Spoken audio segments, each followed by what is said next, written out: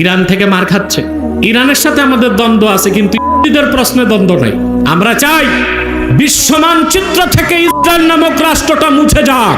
সেজন্য যদি সমস্ত মুসলিম রাষ্ট্রগুলোর ইরানকে সহযোগিতা করার প্রয়োজন হয় করতে হবে।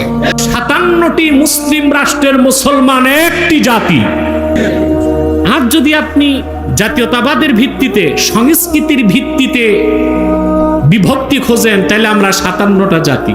বাঙালি, পাকিস্তানি, আফগানি ভাগ হয়ে গেছি তো, এই যে জাতীয়তার পরিচয়ে, সংস্কৃতির পরিচয়ে, ঠিক না?